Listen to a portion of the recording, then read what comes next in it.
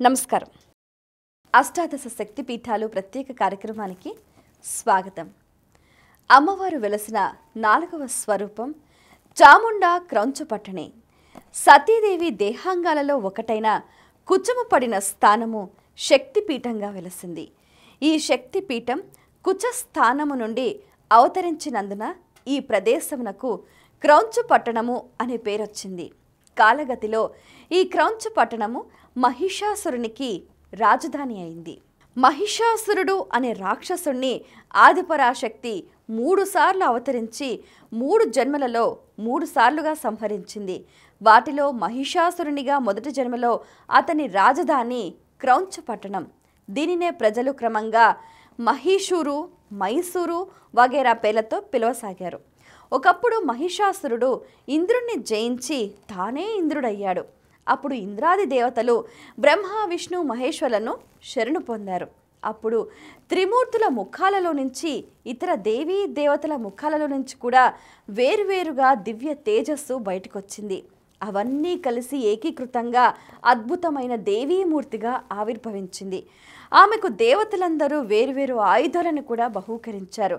ఆమె సింహ వాహిని అయి మహిషాసురుడితో ఘోరమైన యుద్ధానికి బయలుదేరింది. మహిషాసురుడు, చిక్షురుడు, ఉదగ్రుడు, చామరుడు, మహాహనుడు, అసిలోముడు, భాస్కరుడు, పరివారితుడు, బిడాలుడు మొదలైన సేనా నాయకులెందరినో కూడా ఆ యుద్ధంలో తుత్తునీలు చేసింది అమ్మవారు. తన సైన్యమంతా నశించగా స్వయంగా యుద్ధానికి వచ్చి ఆ దేవి చేతిలో హతమయ్యాడు ఆ రాక్షసుడు.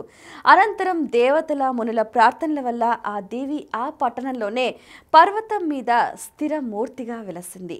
ఆమె పేరే మహిషాసుర మర్దిని లేదా Chamundeshwari.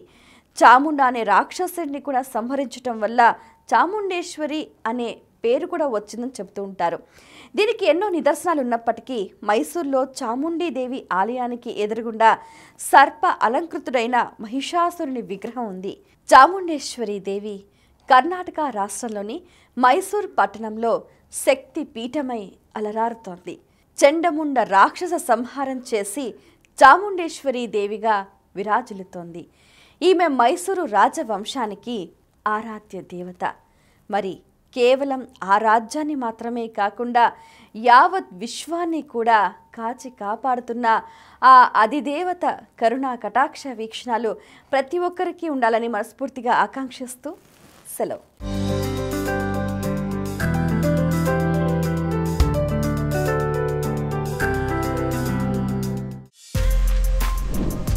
For more videos like this, subscribe Big TV channel.